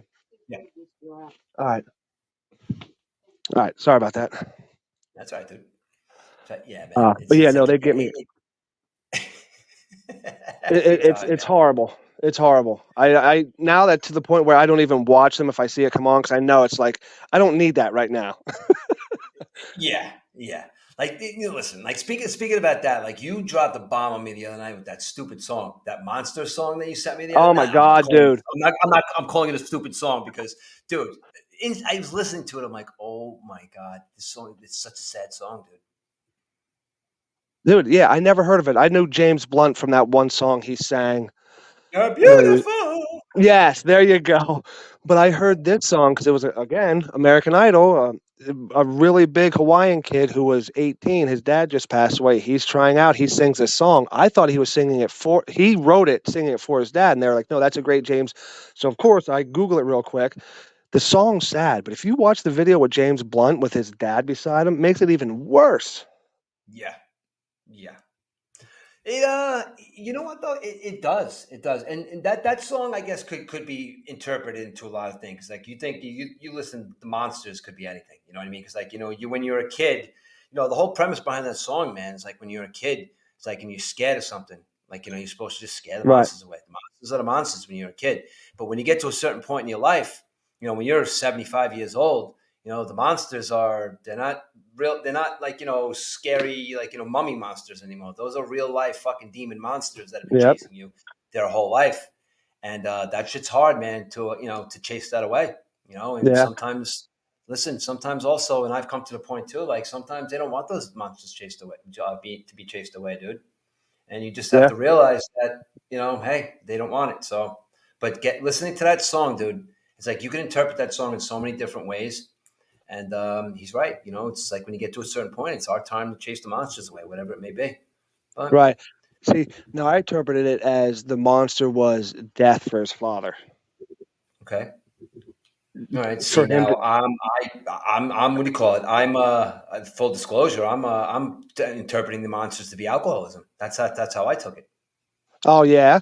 See, I took it as to take your last breath. It's now my time that his father's afraid to die. That it's now Yeah, his time to chase the monsters away. He's there holding his arm. You know what I'm saying? He yeah, laid his clothes on the. It's funny. Again, all in how you view it. Like when we were talking with cousin Joe, and you're like, these songs describe me, and I'm like, yeah. if I hear the song, I might not think Rich. Exactly. But that's a perfect example, man. Like you interpreted that song, and you sent it out. I listened to it, and I got stuff going on that end. So I'm like, Right. wow, it's like it's all due to interpretation. And then Yeah. sometimes you just throw up your hands and be like, you know what, I can't chase the monsters away. You know what I mean? So I still got to continue to keep my own monsters away. You know what I mean? That's how I Yeah. interpret it, Josh. Yeah. It's like I said, it's just up for interpretation. You know, what did you send? What's that other video you sent? That other song? Till You Can't by Cody Johnson. I never heard that. What is The that? one I sent today. Yeah, no, I didn't. I didn't get a chance to look at it because I was looking to the text. Like I was looking at a whole bunch of text saying, "What is that? Was that a country song?" It's a country song, but it's one of those ones again, like Till You Can't. It's like you got to listen to it. It's a great I will. song because it talks about your father wanting to go with you, but you're going to give him a rain check until you can't. Love the one you're with. Get her a ring. Don't delay because you never know till you can't. It's a great song. Yeah, dude. I definitely. Yeah, that sounds. Yeah, that definitely sounds like a good song. It's again. I'm not good at describing it because I can't sing, and I would never even s- You know what? submit you to that. Yeah. Like just thinking about these people, like these guys that create these songs, and like we just went through a whole bunch of things about being like sad or depressed or whatever, like with men and stuff. But you brought up like these singers and these comedians especially. It's like I don't know if it's a prerequisite, but you just look at sometimes like a lot of these people that have been entertainers, for instance, like they they come, a lot of these, especially comedians, a lot of these comedians come from a really really dark place, Yeah. and just replacing that dark place with, like, with music, or replacing that dark place with, like, with comedy. It's like, and if you look, at some of the greatest at their craft, like that specific thing, most of these guys had a lot of darkness in their life. Oh yeah, yeah. But the other thing is, like, yeah, the comedians and that they have the darkness. But when you think also about like very good musicians or like very intelligent people, a lot of them have demons. You know what I'm saying? Look at who was the artist that cut his ear off? To cut You his know, ear off. the guy that used to paint back in the day. I forget his name Oh, now. Picasso. No, no, not Picasso. He didn't cut his ear off. Another one cut his ear off and sent it. Well, I think that's because he had syphilis and was going mentally insane. But a lot of them, it's going to bug me now who it was that I want to say Monet, but it wasn't Monet. Yeah, but like you're saying, like comedians, not all of them, but a lot of them have a dark side, and they use laughter to cover it. You know what I'm saying?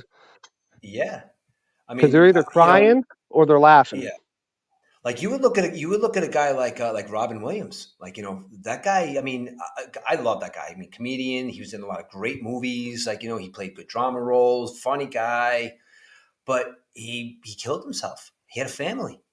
Yeah, Like, at what point do you look at some of these people, and I don't know, man. Like, that's a touchy subject, because I have my own things with that, because sometimes, like, if you come from family, like, and it's like that whole thing, like, outside looking in scenario, but to take your own life with a lot of people that love you, but to think of, like, how sad you have to be to actually go through with something like I was that. going to This say. guy, Yeah. I just watched this documentary on this guy, Greg Giraldo. I used to know him as a comedian. The guy was hysterical. He was on Yep. O Yep. and A I a know couple him. times.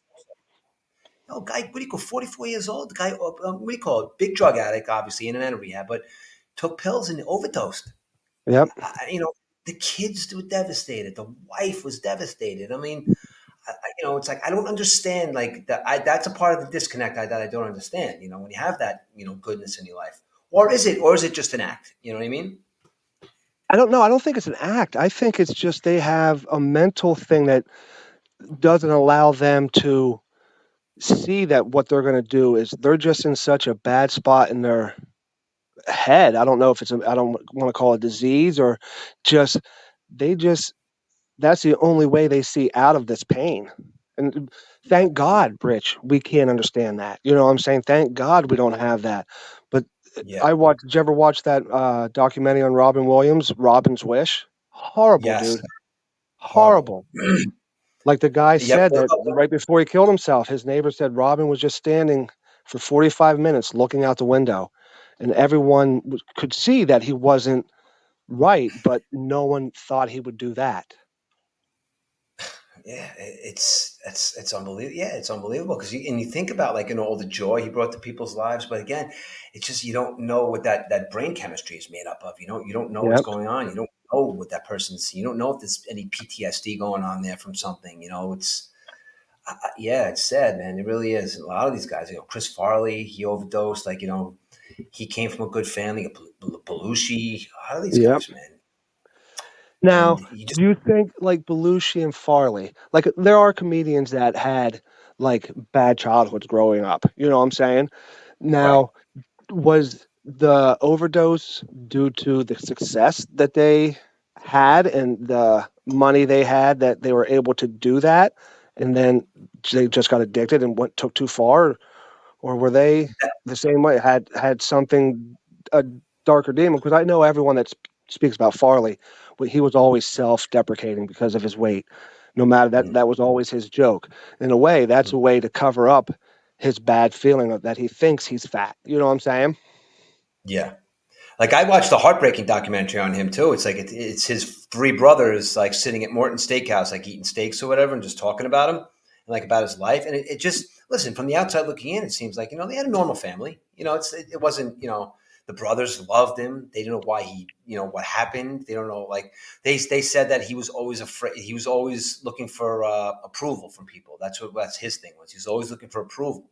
So, with Right. that going, looking for approval, probably came with, doing a lot of drugs or overeating or over drinking, just to mask the fact that if he doesn't get the approval, he could say, "Oh, I was drunk," or "Oh, I was high," or Right. if he doesn't get the approval, Had, you had know, the excuse. Yep. I don't know. it's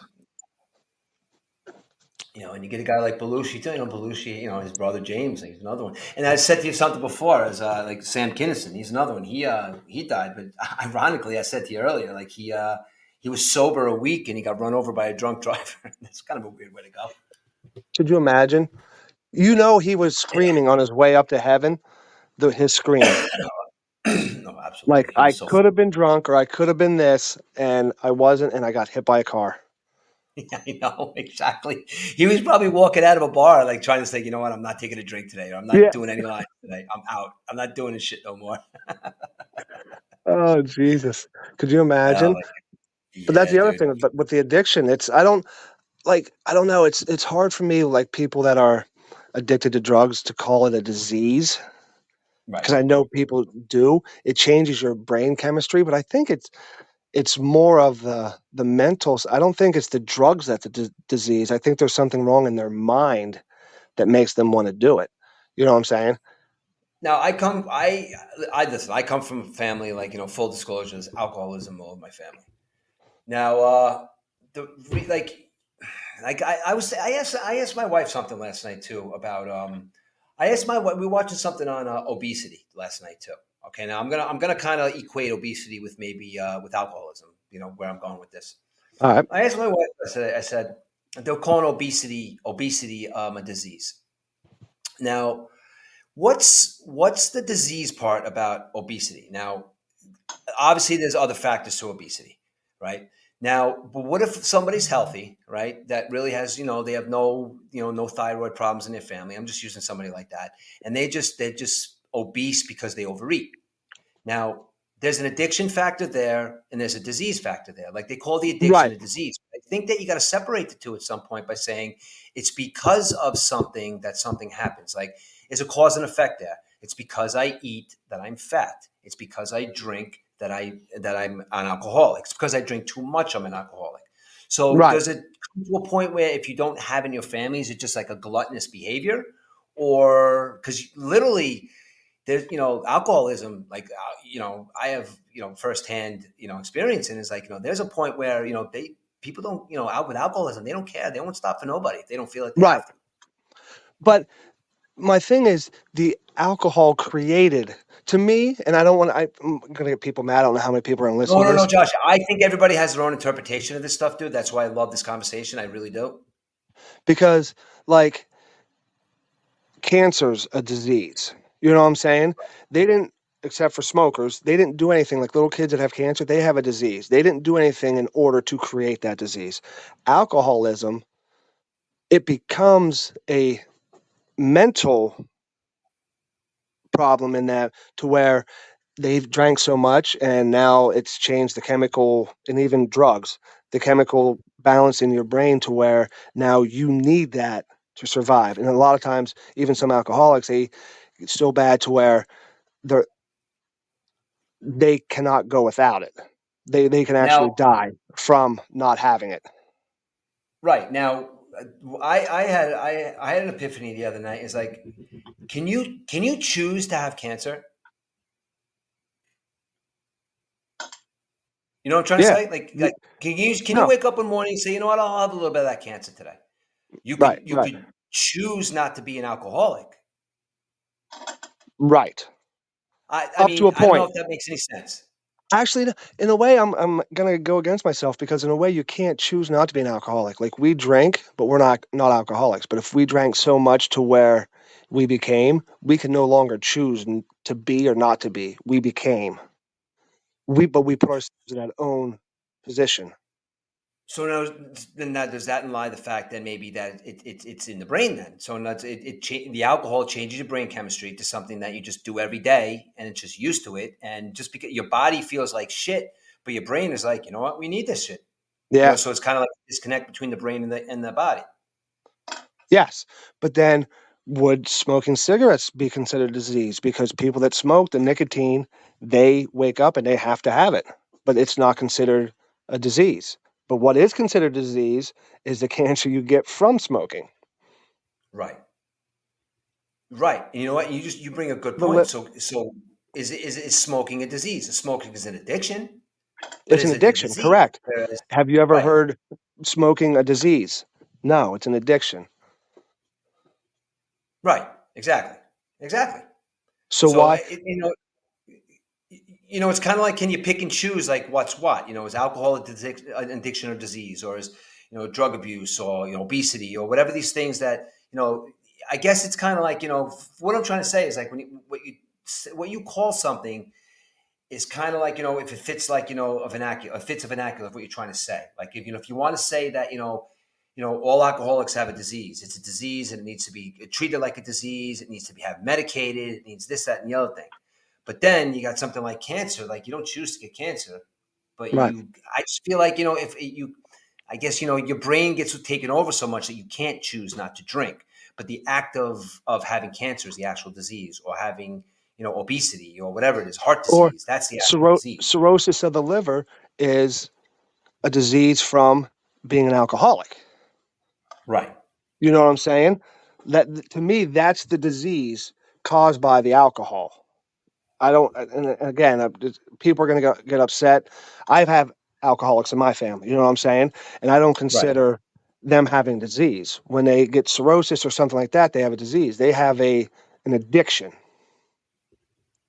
Right. To Now me, that's a good point too, because when you think about it, like a lot of people that are heavily addicted into drugs or alcohol, whatever their addiction may be, it's like they see themselves deteriorating, but something won't let them stop doing the thing, even if it's also deterioration of their families, deterioration of their oh own yeah, body, their own personal body. It's like you could not care about anybody else around you, but when you observe your own body being destroyed, and the selfish aspects, at some point the selfish aspect would take over in your brain, saying, wow, what am I doing to myself? You know what I but mean? Even there, if you're the most selfish person in the world, what am I doing to myself? But even that doesn't click in a lot of people. So that's why I don't understand, like the difference between a behavior or a disease. right. Well, another thing. TikTok. Thank God I have a lot of time on my hands. But there was a TikTok, and they were talking about addiction and the test they used to do back in the day, where you'd probably seen it, they'd put a mouse in a cage, and they would have one Mhm. water bottle for the mouse that was water, and another one that was a drug.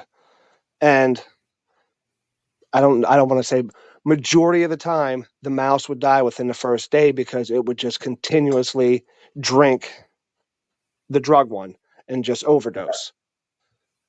So then, and it said this guy, Bruce Alexander, created this called Rat Park, to Mhm. where he said they're doing this test wrong. They're putting someone by themselves, they're putting a mouse all alone by itself, so it has no other choice, A or B.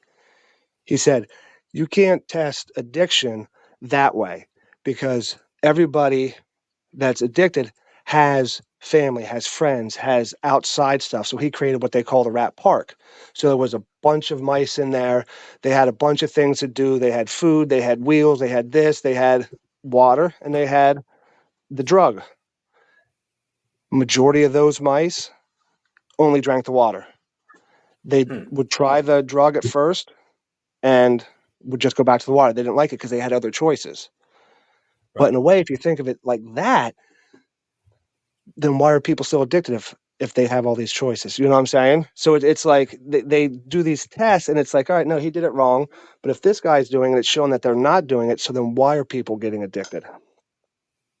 Right. When So they, then like you then were it goes just saying, with the family and all that, I think it's they get that high, they chase that high, and they can't get it again, and then unfortunately it changes the chemical balance in their brain, and their brain is telling them this is what you need, no matter what anyone says. And you know what I think happens too to a lot of people who are super aware of alcoholism in their family, and know that, like, if they're super aware that they have that gene and stuff like that, is I think maybe sometimes also that you're focused so much on an addiction going in one direction. Like if you witness alcoholism your whole life, or if you witness drug abuse your whole life, that you're so super aware of not being an alcoholic that maybe you're addicted to something else and you don't know it. Or maybe it's like you're not addicted to alcohol, you're super aware, so you don't drink. It's like so you don't drink. So but that's not your addiction of choice because you're sitting there eating bags of potato chips and Right. pizzas and whatever your addiction may be. But that's the thing. Like that, therein lies the fact that maybe it is a disease of the brain, because Yeah. where you just because you're super aware of something that's going to be bad for you. Like, I observed this behavior. Alcohol caused it, and I'm not going to let anybody see that behavior.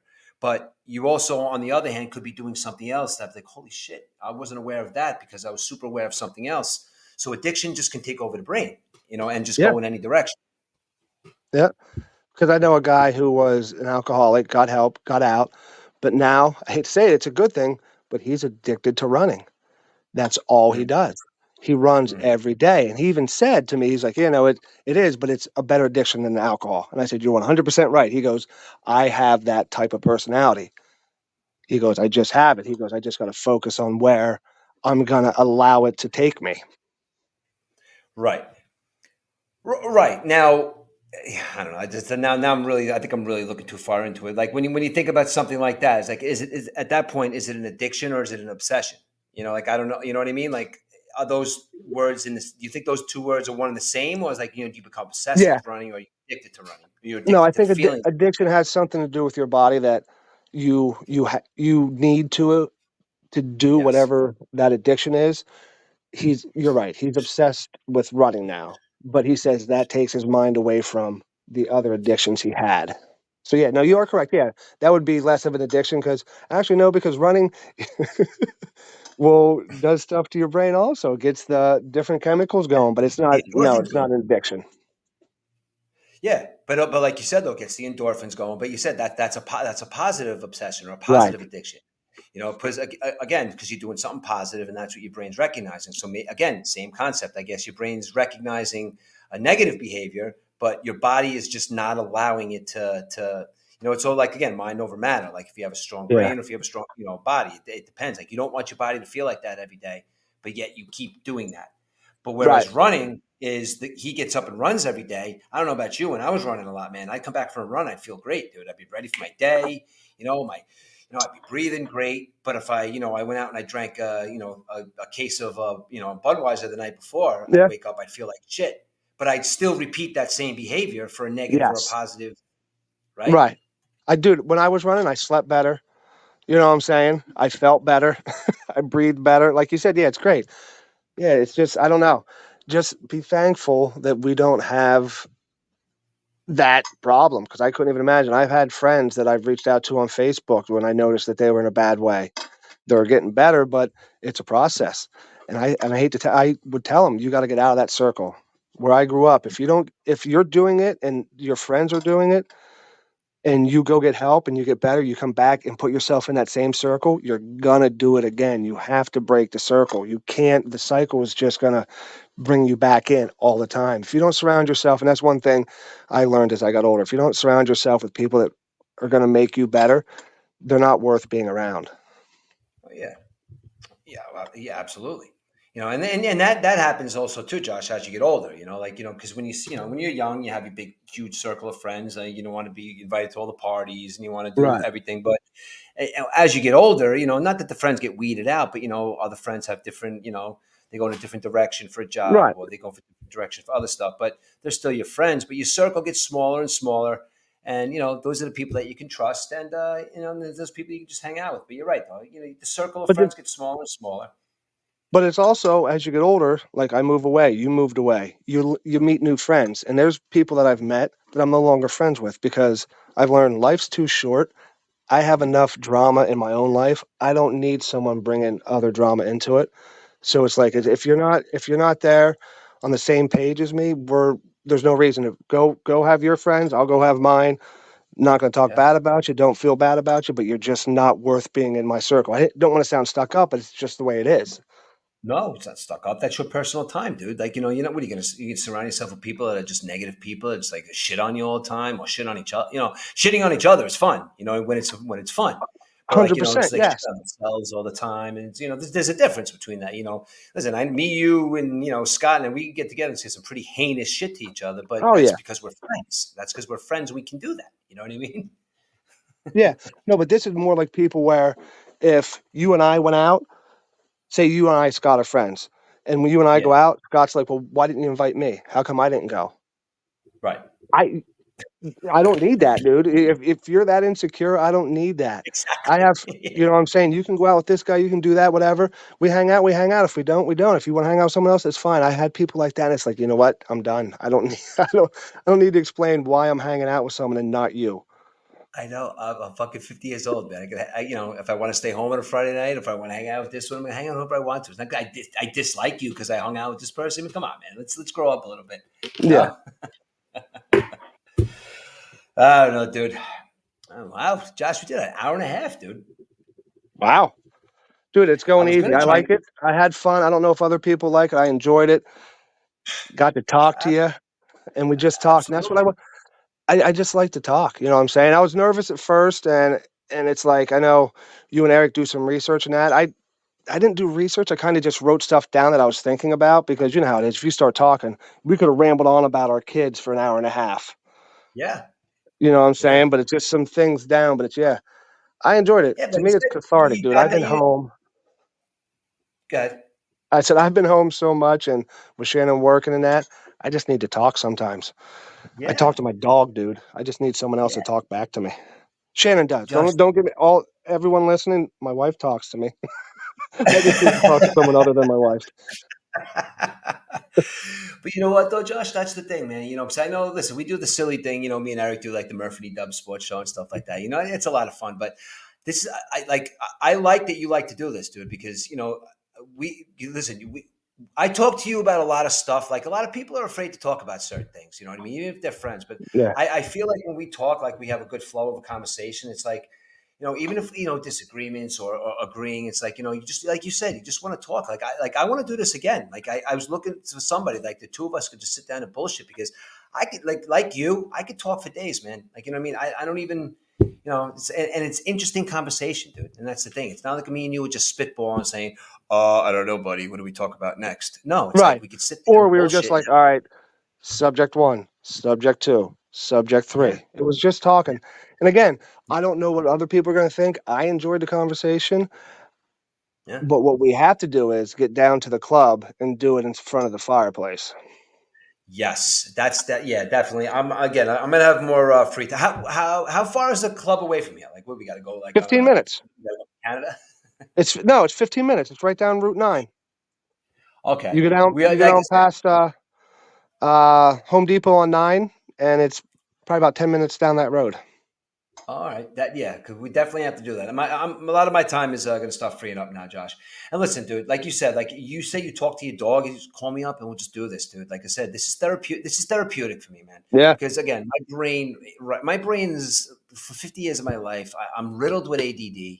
I'm just like, my brain gets crazy sometimes. But this right here is therapeutic for me because sometimes I feel like I talk to myself out loud and I just say things and Shannon just say, "Shut up! What are you saying? You talk too much." Or but just to have somebody like you, like I know you enjoy talking. Like it's Hey, like it's Rich, good for us. Therapeutic, is dude.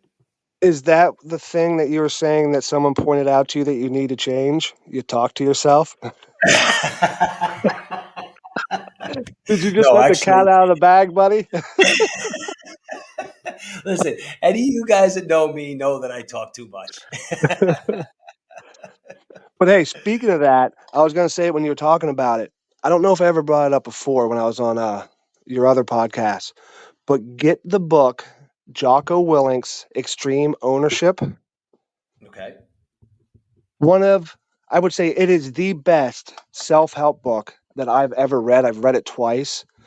Rich, Okay. Jocko Willink was a Navy SEAL, great Navy I know SEAL, who he is. instructor He's and all that. amazing, dude.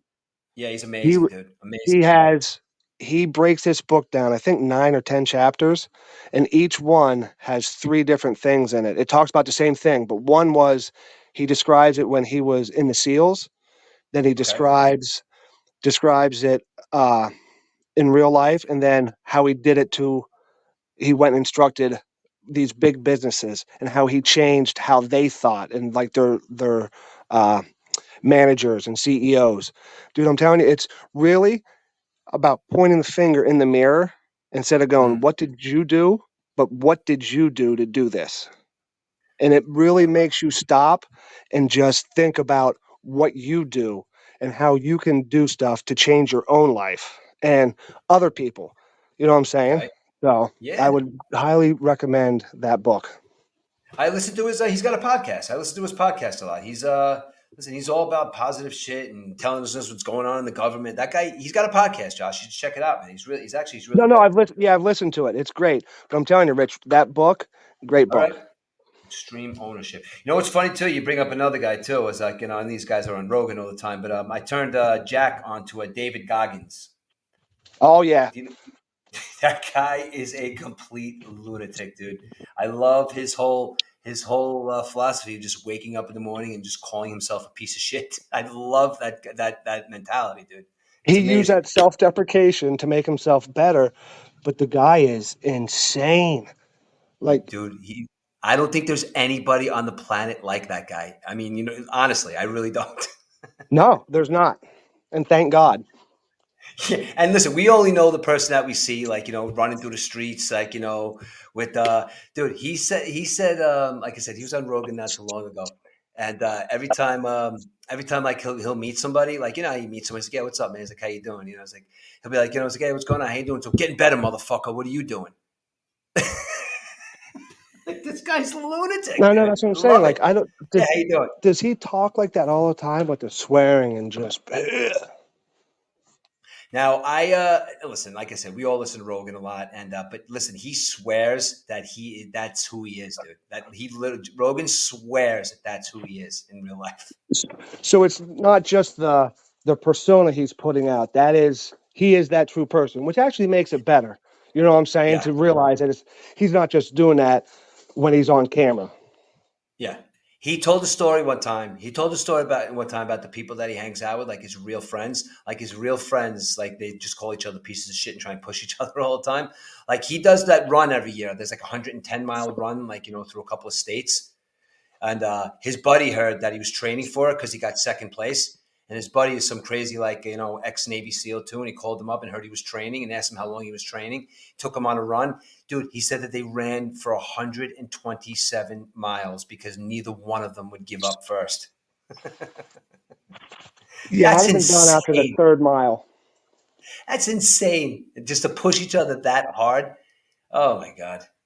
Hey, I guess that's what friends are for. But that, yeah, I turned Jack onto him, dude. Jack thinks he's great. Like, Jack loves. He turns on his videos in the morning. He laughs at him. But him and Jocko, like those, they're pretty hardcore dudes. You there? All right, Josh. All right, my friend. Like I said, I got a whole bunch of not movie, music stuff we could talk about, but I don't think we got about 2 hours. We can probably do 2 hours on music one night if you want. I was gonna say, what I want to do is I'm gonna give you some music to listen to next time. You do Yep. the movies, because you know me and movies. Like you said the other day, you watched American Gigolo. Never seen it, Yeah. dude. That's a great movie. Oh, see, I thought that's where you got the. I swear to God, I thought that's where you got the the reference from. Reference? What do you? What? What's the what do you call it? The liquor you were drinking the other night? Basil Hayden. Basil Hayden. What's his name? Was standing out in front of the one of the guys was standing out in front, asking the guy to get him a bottle of Basil Hayden from the liquor store. He was underage, and he's set in the '60s American Graffiti. Ron Howard was in his Three Right. Happy Days and everything. Yeah, Richard Gere's in it. But the one kid, yeah, and the one kid, he's trying to bang this one chick, I guess, and he told her he could get her a bottle of Basil Hayden. And every time somebody would come in, and he'd tell to go in to get the bottle, the guy would go out the back door, and they'd always steal the money from him. It's so Dude, funny. I had no clue what you were talking about. No clue. And I didn't want to ask because I'm like, all right, maybe he was, I don't know. But all right, now I That's so understood. Like, I was going to be like, dude, what are you talking about? I even was yeah. going to Google American Gigolo and Basil Hayden. But I'm like, there's no That way scene it's would have in the came up, movie. dude, and you would have Funny, I should recognized have the looked. actor too, man. Yeah, but you know what? Then you know what? We'll definitely have to do a show real soon. To get together and just talk about music, dude. Because I got a whole bunch of music notes that I'd like to get to too, dude. And anytime you want, Josh, you can call me up on a random tomorrow night if you want to. I'll be willing to talk. So All right, anytime you dude. want to talk, man. All right. I'm definitely down with that because you know me and music. I love all music. I've been listening to country, but I can listen to it all. So, Yeah. That'd be a good Hey, one. you know what we're going to be doing too? I don't know if you're going to be around. You know Jay over there at the Fish Kill Rec. Maeda. Yeah, Jay Mayetta. We are gonna on March 18th. Me and Eric, he's gonna set us up with all professional equipment, videographers, and everything. We're gonna call all the championship games that day. I'm going to announce all the kids. I'm going to give them their awards. We're going to do a podcast. We're going to interview Jay. The videographer is going to have 3 camera angles on us. We're going to have professional equipment. He said we could do our podcast over there. We're going to be there for like 10 hours, dude. Dude, all right, I'll be over. Yeah, I heard you guys Yeah. say about it. You were finalizing it today? Yeah, we talked to Jay today, and I'm having a meeting with the videographer next week, and he wants to talk to me about what kind of stuff we're going to do, and yeah, it's pretty cool, dude. It's actually he said we could put our logo up, we can hand out cards, shirts, whatever you want to do. Jay really likes our show, man. So he thinks we make him laugh. He's like, yo, I'll tell he's been telling everybody about the show. He's like, we could do live shows down there, so it'd be actually be kind of cool. We're going to do the All color right, commentary for the games. there you go. That's gonna be fun, dude.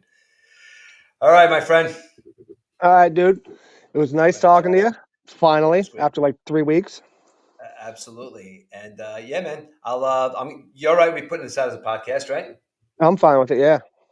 I'm not even going to edit nothing, dude. I'm just going to hit publish, and everybody will have it for their listening enjoyment. And I'm sure we said a couple of things in there that pissed off a couple of people. But if that's the case, listen, we both have Facebook accounts, we both have Twitter accounts, and we both love a debate. So if we said anything Yeah. tonight that concerned you guys, you're talking to 2 guys that do not shy away from a debate. So tweet No, us or call us if you want, because I'm sure some of you have our numbers. So, right, yeah. Josh? Am I out of line by saying that? Nope, not at all. Just don't get butthurt and get mad at me. Ask me why I thought that, and I'll tell you why. And then you can tell me Exactly, why. because that's what it's Uh, all about, brother. Open up dialogue among everybody. All Can you right, do me Josh, one my favor? friend, Hold I will. on. Rich, can you Yeah, do me one favor when you're editing this? Can you make my yeah, voice sound like Wolfman Jack, your cousin Joe? that would be fantastic, dude. I wish there was an app where I could do that. I'm gonna find one so the next time I call in, I sound like him. That would be great. All right, Josh, I'll give you All a, right, I'll give you a buzz tomorrow. All right. all right, dude. Talk to you later. Hey, thanks for this tonight. I'll talk to you later. All right, bye. All right. Good night, everybody, and thanks for listening to Shooting the Breeze with Murph and the Outlaw. All right, guys. Thanks a lot, everyone. I see a couple people entered into the live studio there. A couple of names I didn't really, a couple of names I don't really know, but I hope you guys enjoyed this. Just like Shooting the Breeze with my boy Josh. All right. Till next time.